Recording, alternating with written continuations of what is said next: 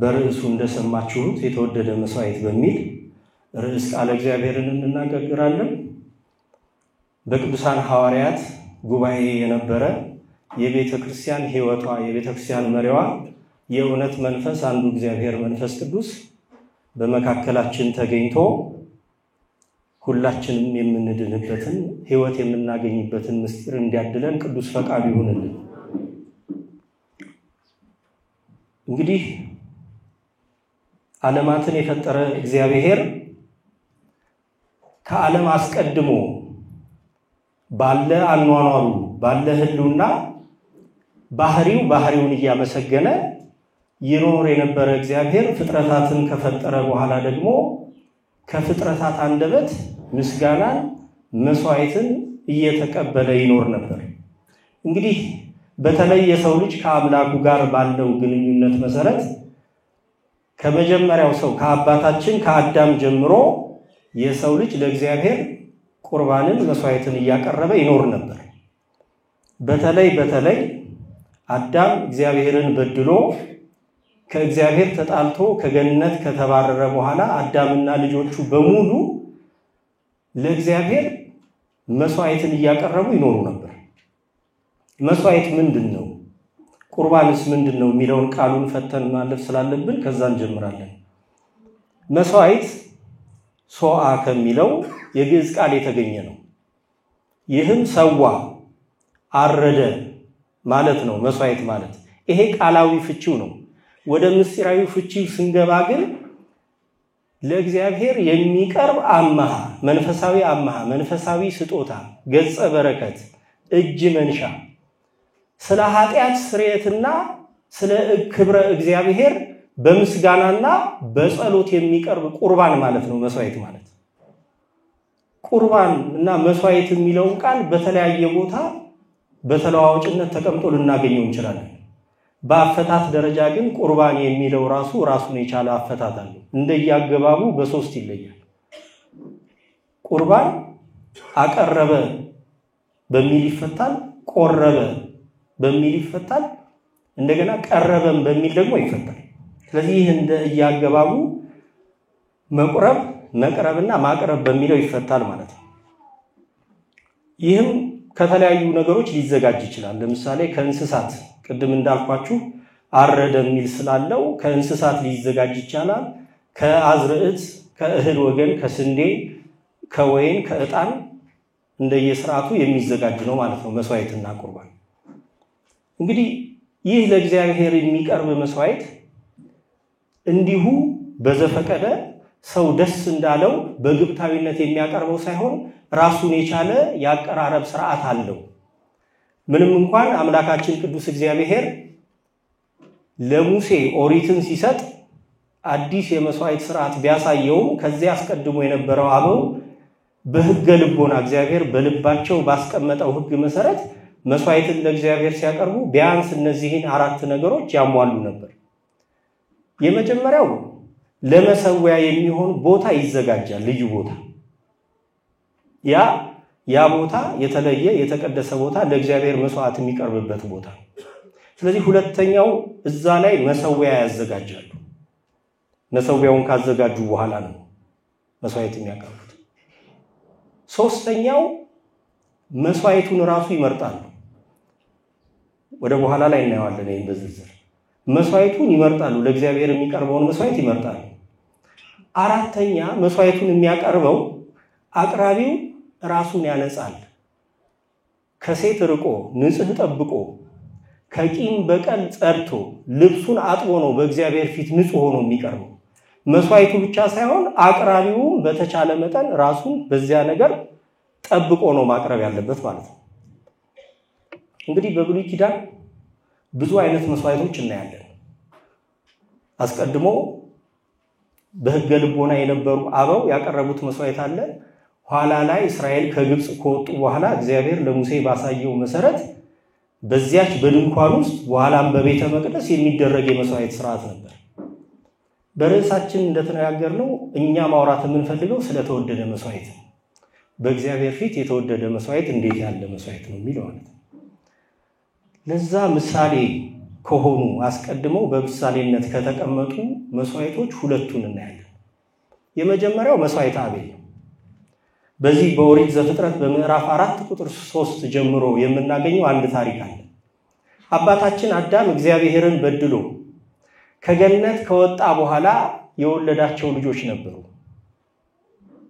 ቃየልና አቤል። ታዲያ ሁለቱም ቃየል ገበሬ ሆኖ አቤል ከብት ጠባቂ የበጎች እረኛ ሆኖ እግዚአብሔርን ያገለግሉ ነበር። ከአባታቸው ከአዳም ባዩት መሰረት ለእግዚአብሔርን መስዋዕት ለማቅረብ በተነሱ ጊዜ አቤል እግዚአብሔር ንጹህ አምላክ ነው፣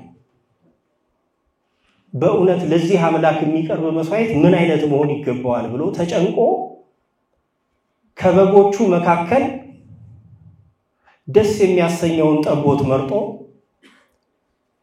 ጸጉሩ ያላረረ ጥፍሩ ያልዘረዘረ ቀንዱ ያልከረከረ ጠቦት በግ መርጦ ለእግዚአብሔር መስዋዕትን አቀረበ። ወንድሙ ቃየል ደግሞ ገበሬ ነውና እግዚአብሔር የማቀርበውን መስዋዕት አይበላው አለና ከስንዴው ከነ አፈሩ ከነ እንክርዳዱ ለእግዚአብሔር መስዋዕት አቀረበ። በጣም የሚገርማችሁ አንድ ቃል እግዚአብሔርም ወደ አቤልና ወደ መስዋዕቱ ተመለከተ፣ ወደ ቃየልና ወደ መስዋዕቱ ግን አልተመለከተም ይላል። ያቀረቡት መስዋዕት ነው ለእግዚአብሔር። እግዚአብሔር አስቀድሞ የተመለከተው ግን መስዋዕቱን አልነበረም፣ አቤልን ነው አስቀድሞ የተመለከተው። እግዚአብሔር ወደ አቤልና ወደ መስዋዕቱ ተመለከተ። ለምን? አቤል መስዋዕቱን ከማቅረብ አስቀድሞ ለእግዚአብሔር ያቀረበው ልቡን ነበር፣ ራሱን ነበር ያቀረበው። ስለ እግዚአብሔር ቅድስና፣ ስለ እግዚአብሔር ንጽህና ተጨንቆ ለእግዚአብሔር እንዴት ማቅረብ እንዳለበት አስቦ በፍጹም እምነት በፍርሃት በትህትና ነበር ያቀረበው። ስለዚህ እግዚአብሔር ከመስዋዕቱ አስቀድሞ አቤልን ተመለከተ፣ ልቡን አየ። ወደ አቤልና ወደ መስዋዕቱ ተመለከተ፣ ወደ ቃየልና ወደ መስዋዕቱ ግን አልተመለከተም ይላል። ዝርዝር ታሪኩ እንደምታውቁት ነው። ቃየል በዚያ ቀንቶ ወንድሙ አቤልን እንደገደለ ነፍሰ ገዳይ ሆኖ ተቅበዝባዥ ሆነ እንደቀረ የምታውቁት ታሪክ። ስለዚህ ለእግዚአብሔር መስዋዕት ሲቀርብ መስዋዕቱ ብቻ ሳይሆን አቅራቢውም በተቻለ መጠን በእግዚአብሔር ፊት ንጹህ ሆኖ መገኘት አለበት ማለት ነው። ሌላ የምናየው ሁለተኛ መስዋዕት አብርሃም ነው። ታሪኩን የምናገኘው በዚህ በኦሪት ዘፍጥረት ምዕራፍ 22 ከቁጥር 1 ጀምሮ እናያለን። እንግዲህ እንደምታውቁት አብርሃም እንዴት ያለ ሰው እንደነበር ሁላችን እናውቃለን። ዘመዶቹ፣ አባቱ፣ ቤተሰቦቹ ሁሉ ጣዖት አምላኪዎች የነበሩ ሰዎች ናቸው። አምላካችን ቅዱስ እግዚአብሔር አብርሃምን ከዘመዶችህ ተለይተህ ውጣ ባለው ጊዜ የእግዚአብሔርን ቃል ባለመጠራጠር ዘመዶቹን ትቶ ወደ ምድረ በዳ የወጣ ሰው ነው አብርሃም እስከ እርጅናው ጊዜ ድረስ ልጅ አልወለደም ከሚስቱ ከሳራ ጋር። እግዚአብሔር ግን አንድ ቃል ገባለት። የሰማይ ከዋክብትን ተመልከታለሁ፣ የሰማይ ከዋክብት መቆጠር የሚቻሉ ከሆነ ዘርህን እንደዚህ አድርጌ ያበዛዋለሁ የሚል ቃል ኪዳን ሰጠ። አብርሃም ያንን ቃል ኪዳን ተቀብሎ እንኳን ልጅ ባለመውለድ ይኖሩ ነበር። ታሪኩን የምታውቁት ነው። ሚስቱ ሳራ ከባሪያዋ ከአጋር እንዲወልድ ብታደርገው ያ የቃል ኪዳን ልጅ አልነበረም። እግዚአብሔር አብርሃምን ሊያስጠራለት ዘር ሊያስቀጥልለት ያሰበው አህዛብ በሱ እንዲባረኩ ያሰበበት ልጅ ያኛው ልጅ አልነበረም። ስለዚህ አሁንም አብርሃም መጠበቅ ነበረበት። ጠብቆ በ100 ዓመቱ ይስሐቅን አገኘ። አብርሃም ይስሐቅን ወለደ በ100 ዓመቱ። ይስሐቅ ካደገ ከጎለመሰ በኋላ ግን እግዚአብሔር አብርሃምን ፈተነ። አብርሃም አለ እግዚአብሔር። እነሆኝ አለ አብርሃም፣ አንድ ልጅህን ይዘህ እኔ ወደማሳይህ ምድር ውጣ፣ በማሳይህ ተራራ ላይ አንድ ልጅህን ሰዋ አለው። አብርሃም ለሰከንድም አላመነታም። የእግዚአብሔርን ቃል ተቀበለና ልጁ ይስሐቅን መስዋዕት ከማቅረቢያው እንጨት ከቢላው ከመብራቱ ጋር አድርጎ ሰራተኞችን አስከትሎ ሄደ። አስቡት፣ አብርሃም እግዚአብሔር ምሎለታል በዘሩ እንደሚባርከው አህዛብ እንኳን በዘሩ እንደሚባረኩ ምሎለታል።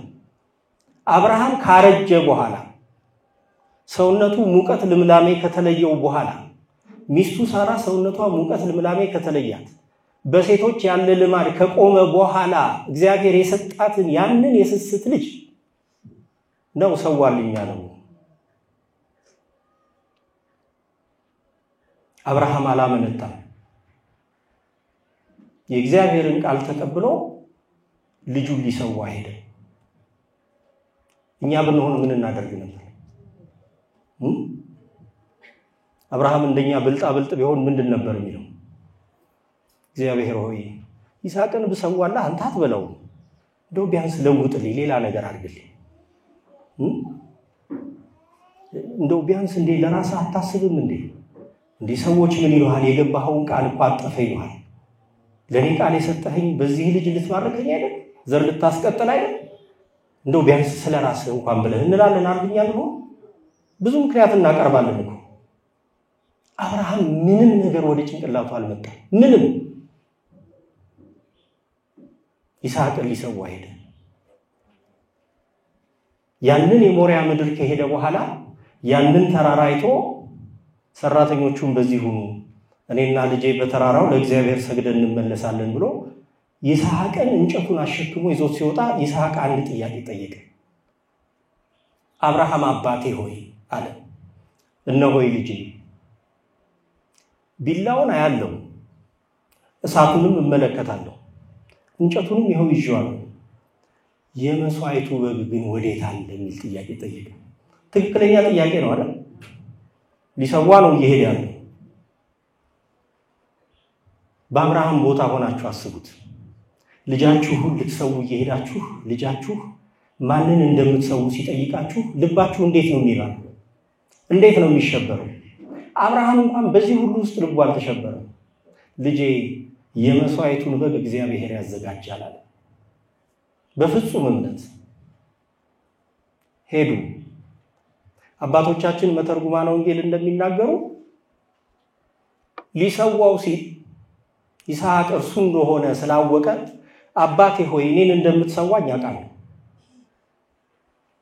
ነገር ግን እኔ ወጣት ነኝ፣ ስታገል በቢላ እጅህን እንዳላስቆርጥህ እጄንና እግሬን ወደ ኋላ እንዲህ አድርገህ ሰረኝ። አይኔን እያየህ እንዳትራራ እንዳትሳሳ ከአምላክህ ከእግዚአብሔርም እንዳትጣላ በደረቴ ደፍተህ በማጅራቴ በኩል ረደኝ ብሎ ለሞት የታዘዘ ልጅ ሆነ ይስሐቅ። አይገርም? ይስሐቅ እንደዚህ ያደረገ። አብርሃም ይስሐቅ እንዳለው ካዘጋጀ በኋላ ካራውን ሊያሳርፍ ሲል የእግዚአብሔር ቃል ከሰማይ እንዲህ ሲል መጣ። አብርሃም በልጅህ ላይ እጅህን አታንሳ፣ ለኔ ያለህን ፍቅር ልጅህን እንኳን ልትሰጠኝ እንደምትችል አውቄያለሁና አለው። አብርሃምም ዞሮ ሲመለከት ቀንዶቹ በዕፀ ሳቤቅ የታሰረ ነጭ በግ አይቶ ያንን ለእግዚአብሔር መስዋዕት አቀረበ። በጣም የሚገርማችሁ በእነዚህ በሁለቱም አባቶች መስዋዕት ውስጥ የምንመለከተው ነገር ታላቅ እምነታቸው ነው። ለዚህ ነው ሐዋርያው ቅዱስ ጳውሎስ ለዕብራውያን ሰዎች በጻፈው መልእክቱ በምዕራፍ 11 ላይ ቁጥር 4 ላይ እንዲህ ይላል፣ አቤል ከቃየል ይልቅ የሚበልጥ መስዋዕት ለእግዚአብሔር አቀረበ፣ በዚህም እግዚአብሔር ስለ ስጦታው ሊመሰክር እርሱ ጻድቅ እንደሆነ ተመሰከረለት፣ ሞቶም ሳለ በመስዋዕቱ እስካሁን ይናገራል። ማን ነው የሚናገረው? ሞቶም ሳለ በመስዋዕቱ አቤል እስካሁን ይናገራል፣ እምነቱን ለእግዚአብሔር ይመሰክራል።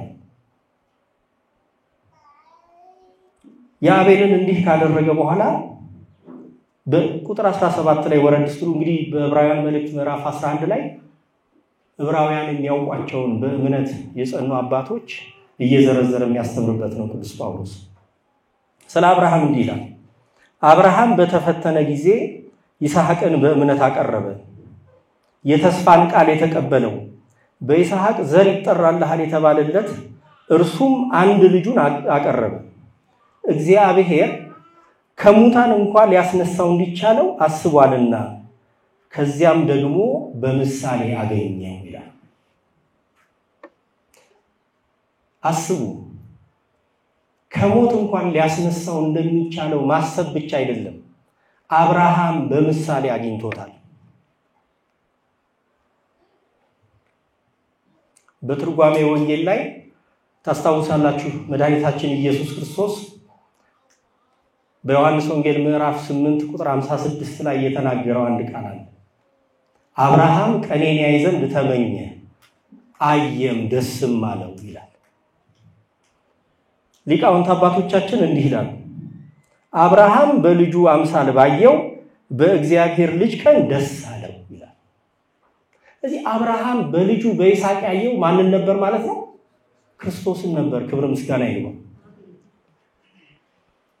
ለዚህ ነው በቅዳሴያችን ካህኑ እንዲህ ይላል አምላካችን ቅዱስ እግዚአብሔር ሆይ ይህን መስዋዕት የሚያቀርብልህን የኃጢአተኛ አገልጋይህን መስዋዕት ተቀበል የአባታችን የአቤልን ቁርባን የአባታችን የአብርሃምን መስዋዕት የዳሃይቱን መበለት ሁለት መሐለቅ በቤተ መቅደስ እንደተቀበልክ ብሎ ነው የሚጀምረው ቅዳሴውን ካህኑ እነዚህ ሁለት መስዋዕቶች ምሳሌ ሆነው ትንቢት ሆነው ሊመጣ ላለው ለተወደደው መስዋዕት መንገድ ጠራጊዎች ነበሩ ማለት ነው ለዛ ነው አብርሃም በልጁ በኩል በይስሐቅ በኩል የተወደደውን መስዋዕት ጌታችንን መድኃኒታችንን ኢየሱስ ክርስቶስን ያየው አብርሃም ቀኔን ያይ ዘንድ ተመኘ አየ ደስም አለው የተባለለት ለዚህ ምንም እንኳን አብርሃም በዚህ መስዋዕት ክርስቶስን አይቶ ደስ ቢሰኝ ከአባታችን ከአዳም ጀምሮ እስከ ክርስቶስ መምጣት ድረስ የሚሰዋው መስዋዕት የዘላለም ድህነትን ማምጣት አልተቻለው ዘላለማዊ ሞትን ከሰው ልጅ ማራቅ አልተቻለው የነፍስን ድህነት ማሰጠት አልተቻለው ይህን ስላችሁ ግን ጥቅም አልነበረው ማለት አይደለም እርግጥ ከስጋዊ ህመም ከስጋዊ ፈውስ ከመቅሰፍት ከትንንሽ ኃጢአት ያነጻቸው ነበር ለምሳሌ ከለምጽ ያነጻቸው ነበር ለምጽ የምን ውጤት ነው የኃጢአት አይደል ከለምጽ ያነጻ ነበር ስምረተ ጸሎት ያሰጥ ነበር ሌላው ቢቀር እስራኤላውያን ከግብጽ ባርነት የወጡበት ያ የፋሲካው በግ እንኳን ከሲኦል ሊያስወጣን አልተቻለም ለዛ ነው አምላካችን ቅዱስ እግዚአብሔር በዚህ በትንቢተ ኢሳይያስ ምዕራፍ 1 ከቁጥር 11 ላይ እንዲህ ይላል የመስዋዕታችሁ ብዛት ለኔ ምን ይጠቅመኛል ይላል እግዚአብሔር የሚቃጠለውን ያወራ በግና መስዋዕትና የፍሪዳን ስብ ጠግብ ያለው የበሬና የበግ ጠቦት ያወራ ፍየልም ደም ደስ አያሰኝም ይላል እግዚአብሔር በመስዋዕታችን ደስ አይሰኝም ነበር ወገኖች ከሞት የሚያድን መስዋዕት አልነበረም ለዚህ ነው እኮ ቅዱስ ዳዊት በመዝሙር 51 ከቁጥር 16 ላይ እንዲህ ይላል መስዋዕትንስ ብትወድ በሰጠው ነበር ነገር ግን ምን የሚቃጠለው መስዋዕት ደስ አያሰኝም ይህ ሁሉ መስዋዕት እግዚአብሔርን ደስ የሚያሰኝ አልነበረም በዚህ ጊዜ ነው በክርስቶስ መምጣት የተወደደውን መስዋዕት ያገኘነው ወገኖቼ ይህ የተወደደ መስዋዕት ቤተልሔምን ሰማይ ያደረጋት ይህ የተወደደ መስዋዕት ሰማይንና ምድርን ያጋጠመ ነው ሰማያዊው አምላክ ከምድራውያን ባህሪየ ሰብ ጋር የተዋሃደበት አንድ የሆነበት ሰማይና ምድርን ያጋጠመ የተወደደ መስዋዕት። ይህ የተወደደ መስዋዕት ፍጥረታትን ሁሉ አዲስ ያደረገ ነው። ይህ የተወደደ መስዋዕት ያለፉትን መስዋዕቶች ሁሉ ፍጹማን ያደረጋቸው የፈጸማቸው። ይህ የተወደደ መስዋዕት ኦሪትንና ነቢያትን የፈጸመ ነው። ይህ የተወደደ መስዋዕት ሐዋርያትንና ነቢያትን የማዕዘን ራስ የማዕዘን ድንጋይ ሆኖ ያገናኘ ነው። ወገኖቼ ይህ የተወደደ መስዋዕት አባቱ ደስ የተሰኘበት። ይህ የተወደደ መስዋዕት ሞትን ለዘላለም የገደለና የዘላለም ሕይወትን ያወጀ። ይህ የተወደደ መስዋዕት የተከዘ አዳምን ነፃ ያወጣውና ወደ ቀደመ ክብሩ የመለሰው ብቻ አይደለም፣ ከቀደመው ክብሩ ወደሚበልጥ ክብር ከፍ ያደረገው መስዋዕት። ይህ መስዋዕት የተለየ መስዋዕት ነው። ይህ መስዋዕት ራሱ አቅራቢ፣ ራሱ መስዋዕት ተቀባይ የሆነ መስዋዕት። በረከቱ ረድኤቱ ከሁላችን ጋር ትሁንና ቅዱስ ጎርጎርዮስ በሃይማኖተ አበው እንዲህ ይላል፣ የሚሰዋ በግ እርሱ ነው፣ የሚሰዋ ካህን እርሱ ነው፣ ከባህሪ አባቱ ከአብ ከባህሪ ሕይወቱ ከመንፈስ ቅዱስ ጋርም መስዋዕት የሚቀበል እርሱ ነው ይላል። እንዲህ አይነት ልዩ መስዋዕት ነው ይህ የተወደደ መስዋዕት። በቅዳሴ እግዚ ካህኑ እንዲህ ይላል። እግዚኦታ ከተባለ ከደረሰ በኋላ ድርገት ከመውጣታቸው በፊት በመንጦላይት ውስጥ ሆኖ ካህኑ የሚጸልየው ጸሎት አለ። አምላኬ እግዚአብሔር ሆይ ደስ የሚያሰኝህ መስዋዕት የልጅህ ሥጋ እነሆ ይላል። እግዚአብሔር ደስ የተሰኘበት መስዋዕት ኢየሱስ ክርስቶስ ነው። ክብርና ምስጋና ለእርሱ ይሁን። ይህ የተወደደ መስዋዕት ከራሱ ከአባቱና ከመንፈስ ቅዱስ ጋር ያስታረቀ ነው። ይህ የተወደደ መስዋዕት የዓለምን ኃጢአት የሚያስወግድ ነውር የሌለበት ንጹሕ የእግዚአብሔር በግ። ይህ የተወደደ መስዋዕት በይስሐቅ ፈንታ ለይስሐቅ ቤዛ ሆኖ የተሰዋ ያበግ ነው። አብርሃም በልጁ ውስጥ የተመለከተው ለልጁ ቤዛ የሆነው በይስሐቅ አንፃር ለዓለም ቤዛ የሆነ አማናዊ በግ፣ አማናዊ የመስዋዕት በግ። ቅዱስ ዮሐንስ መጥምቅ አይደል ሲያየው እንደዚህ ያለው፣ እነሆ የዓለምን ሁሉ ኃጢአት የሚያስወግድ የእግዚአብሔር በግ ያለው። አብርሃም ምን ብሎ ነበር ቀደም? የመስዋዕቱን በግ ማን ያዘጋጃል? እግዚአብሔር ያዘጋጀው የእግዚአብሔር በግ።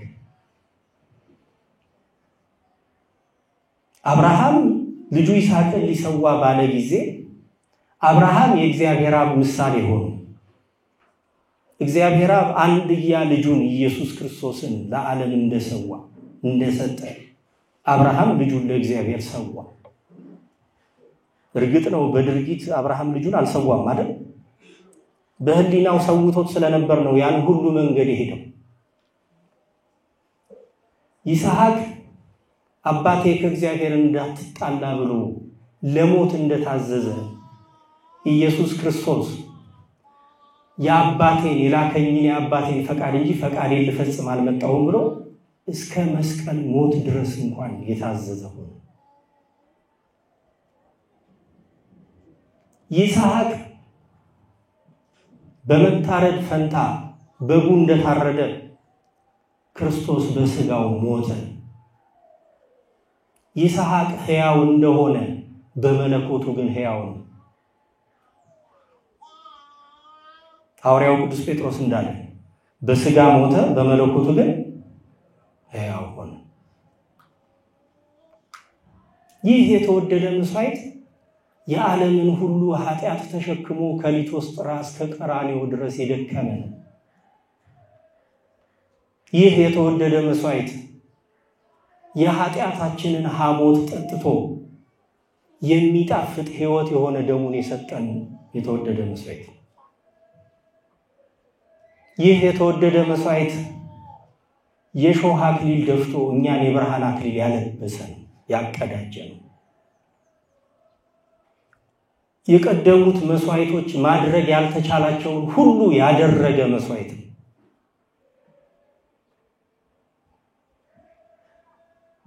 ይህን መስዋዕት ለኃጢአታችን ስርየትና ለእግዚአብሔር ክብር የምንቀበለው ነው። ይህ የተወደደ መስዋዕት ፈቃዱን ለሚሰሩ ልቦናቸውን ላቀኑ ሰዎች የሚያድን እሳት፣ ስሙን ለሚክዱ ለአመፀኞች ሰዎች ግን የሚባላ እሳት። እስኪ ሕይወታችንን እንመርምር። ይህን መስዋዕት እየተቀበልን እውነት በሕይወት አለን? አሁን አገልግሎታችን እንደምን ያለ ነው?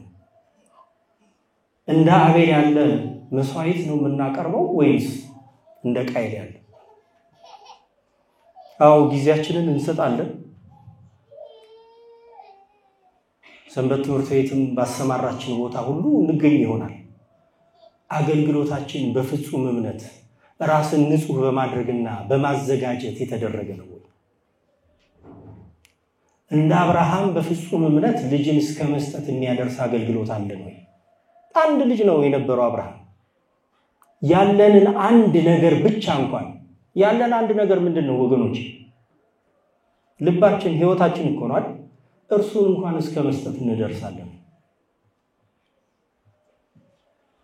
በመግቢያችን እንዳነሳ ነው መስዋዕት ለማቅረብ ቢያንስ 4 ነገሮች ብለናል አይደል?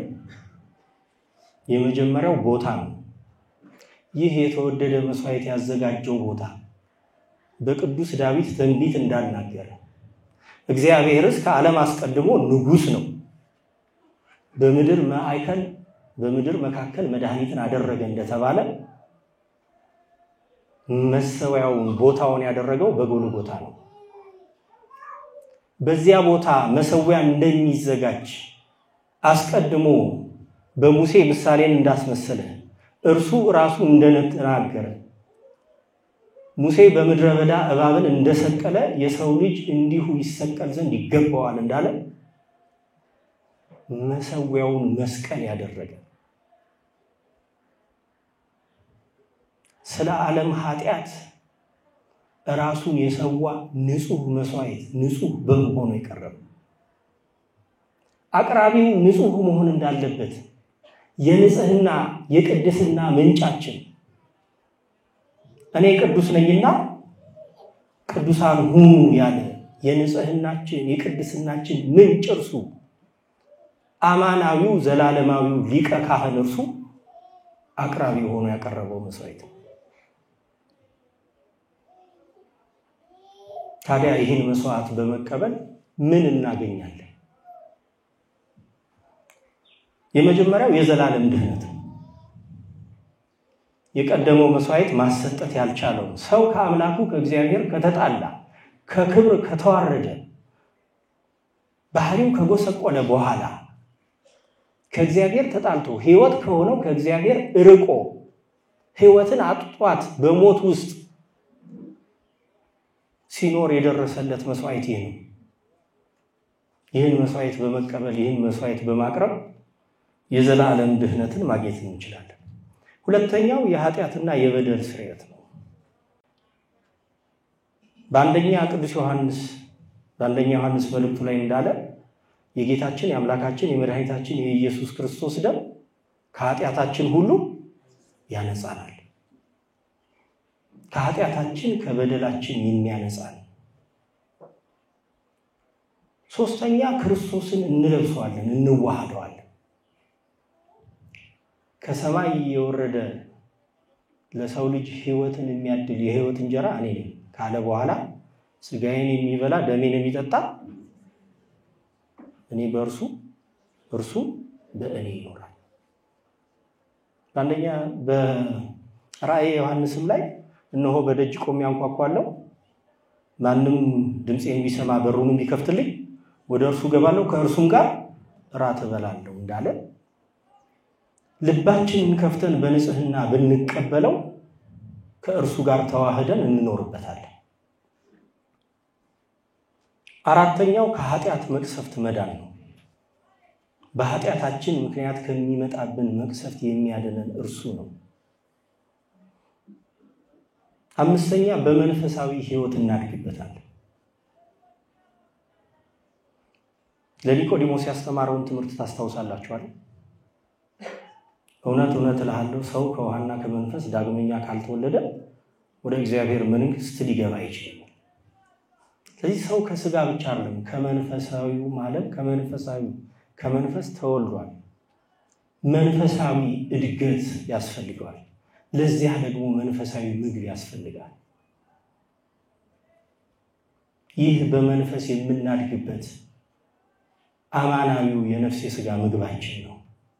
ለዚህ እኮ ነው ራሱ መድኃኒታችን ኢየሱስ ክርስቶስ ባስተማረን ጸሎት ላይ አባታችን ሆይ በሰማያት የምትኖር ብለን ምን እንላለን? የዕለት እንጀራችንን ስጠን ዛሬ። አዎ የዕለት እንጀራ በዚህ ምድራዊው ብቻ የሚተረጎም አይደለም።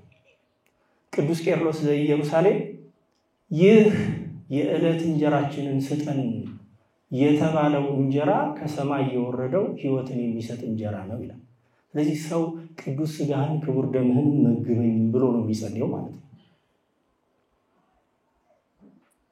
ስድስተኛ ከቅዱሳን ጋር ህብረት እናደርግበታለን።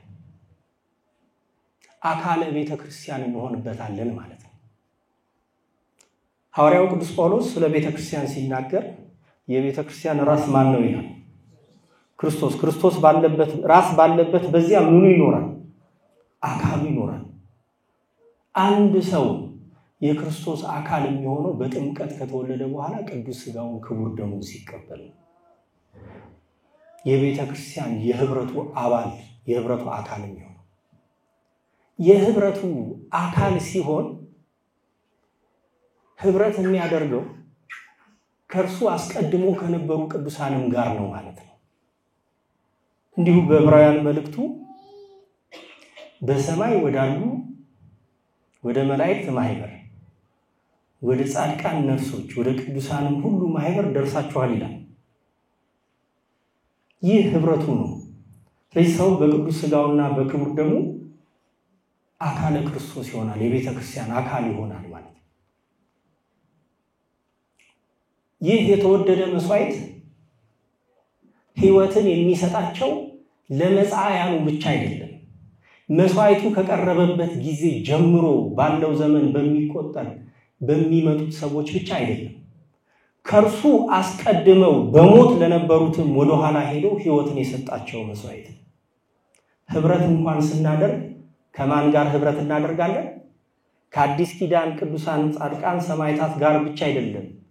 ከነ አብርሃም ከነ ይስሐቅ በብሉይ ኪዳን ከነበሩት ነቢያትም ጋር ህብረት እናደርጋለን።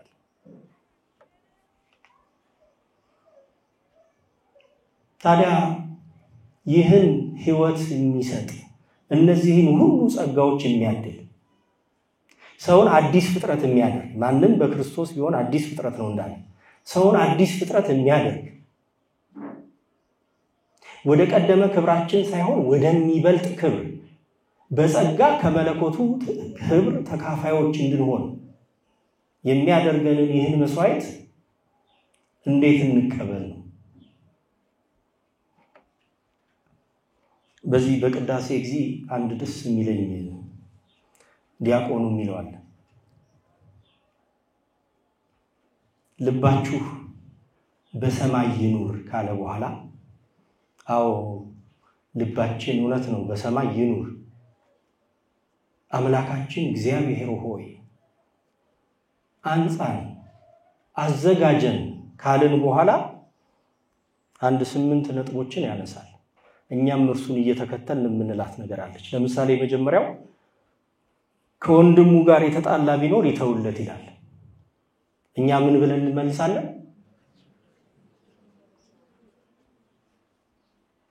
ቅዳሴ ጊዜ አይቀደስም እንዴ? ምን እንላለን?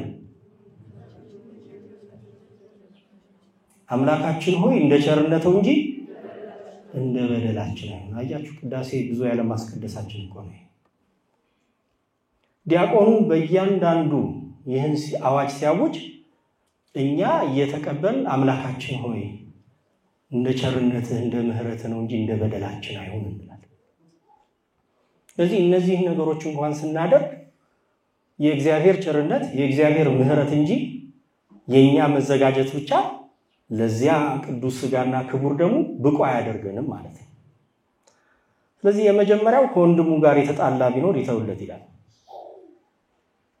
ከወንድም ጋር ተጣልቶ ወንድም ሲባል የእናት ልጅ ብቻ ማለት አይደለም።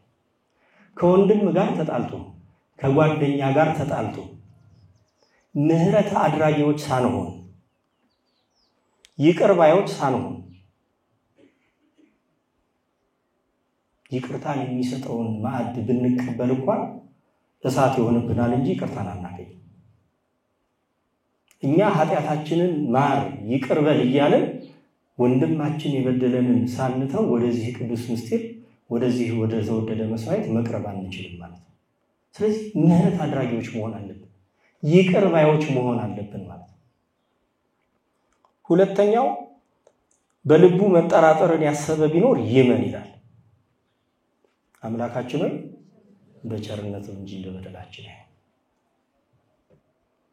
ምን ማለት ነው? በልቡ መጠራጠርን ያሰበ ቢኖር ማንም ወደዚህ የተወደደ መስዋዕት ወደዚህ ህብስት ወደዚህ ወይን ሲቀርብ ኃጢአቱን ይቅር እንደሚለው ዘላለማዊ ህይወትን እንደሚያሰጠው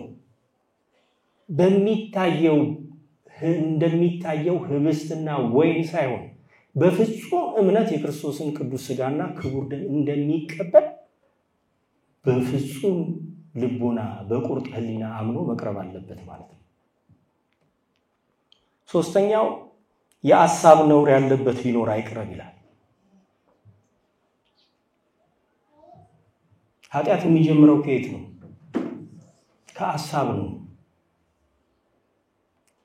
ሰው በዚህ ምድር ላይ ሲኖር ኃጢአትን ሳያስብ መኖር ይቻላል እንዴ?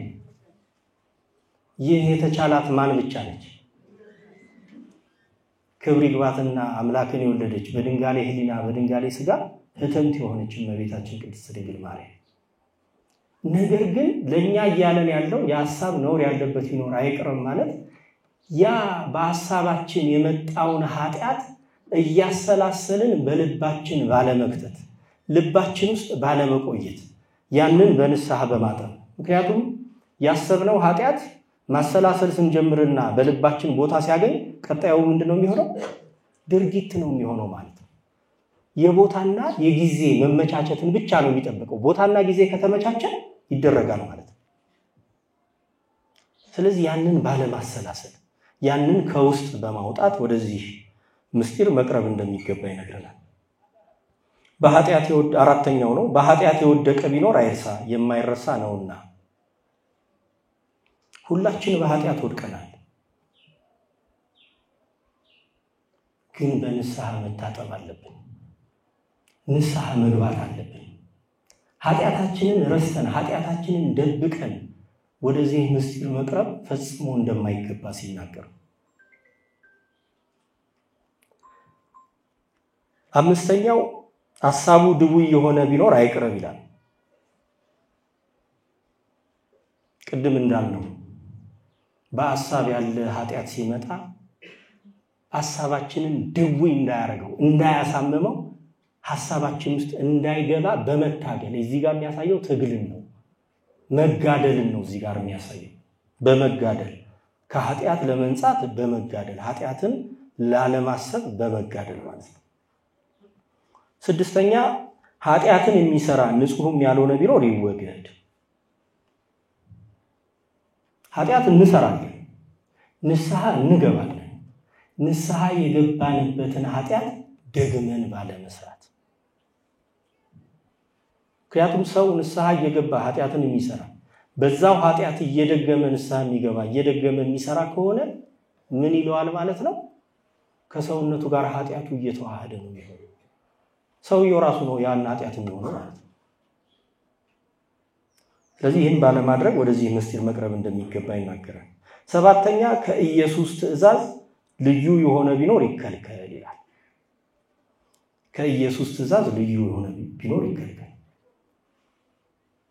የኢየሱስ ትእዛዛት በብሉይ ኪዳን የተሰጠሩት 10ቱ ትእዛዛት ናቸው። በሐዲስ ኪዳን የተሰጡት 6ቱ ቃላት ወንጌል ናቸው። ክብር ይግባውና መድኃኒታችን ኢየሱስ ክርስቶስ በመዋዕለ ሥጋዌው ያስተማረው ትምህርት ናቸው። ስለዚህ እነዚህን ትእዛዛት በመጠበቅ በመፈጸም ከኢየሱስ ትእዛዝ ልዩ ባለመሆን ባለመውጣት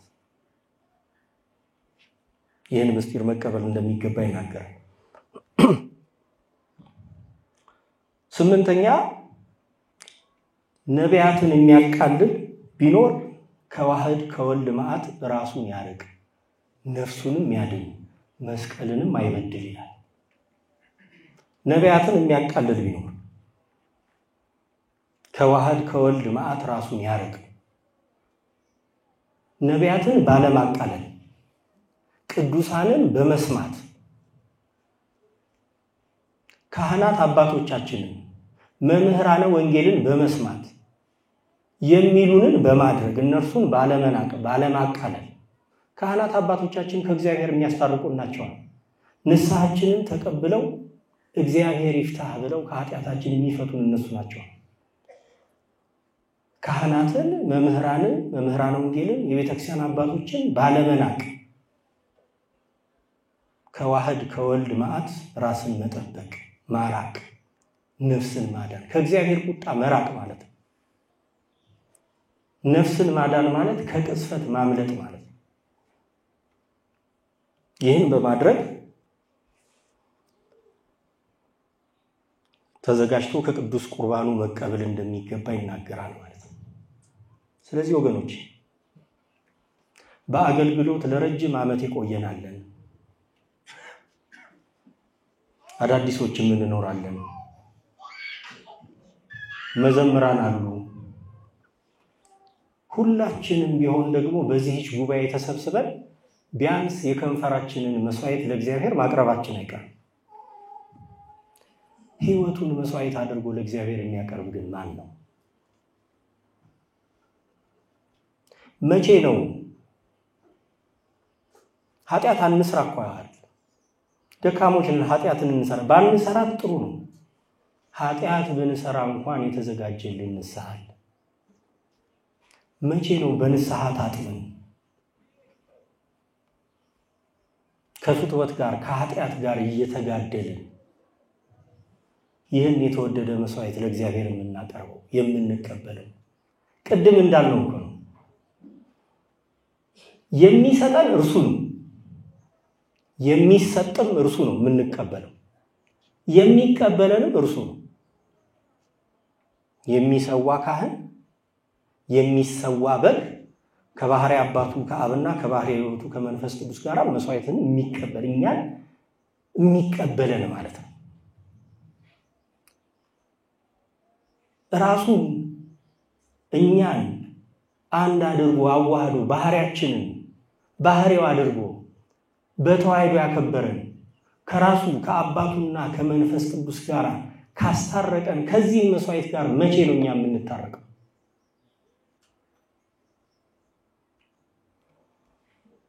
እግዚአብሔር አምላካችን ለዛ ያዘጋጀን። እንግዲህ ሰው የሞቱን ዕለት አያውቃትም። የመዳን ቀን መቼ ነው? ዛሬ ነው። እኛ ያለን ጊዜ ዛሬ ነው። ነገ የኛ አይደለም ወገኖች። አናውቀውም። ዛሬ ማታን እንኳን አናውቀውም። ዛሬ ስንል አሁን ነው እኛ ያለን። አሁን በመናገርበት ሰዓት ከዚህ ሰወርድ ምን እንደሆነ አናውቀው። ወደ ካህናት አባቶች እንቅረብ። ኃጢአታችንን እንናዘዝ፣ ንስሐ እንግባ። ኃጢአት መናዘዝ ንስሐ መግባት ብቻ ከኃጢአት አያነጻም ወገኖች። ኃጢአቱን የተናዘዘ ንስሐ የገባ ሰው ኃጢአቱ የሚታጠበው በጌታችን በአምላካችን በመድኃኒታችን በኢየሱስ ክርስቶስ በቅዱስ ሥጋው በክቡር ደሙ ነው። በዚያ ካልታተምን ዋጋ የለንም። ከንስሐ አባታችን ጋር በየጊዜው መገናኘታችን ነው። ኃጢአታችን መንገራችን ከኃጢአት አያነጻም። ምንም እንኳን እግዚአብሔር ይፍታህ የሚለውን ስልጣን የሰጣቸው እርሱ ቢሆንም የጌታችን የአምላካችን የመድኃኒታችን የኢየሱስ ክርስቶስ ደም ከኃጢአታችን ሁሉ ያነጻናል። ከኃጢአት የሚያነጻ እርሱ ብቻ ነው።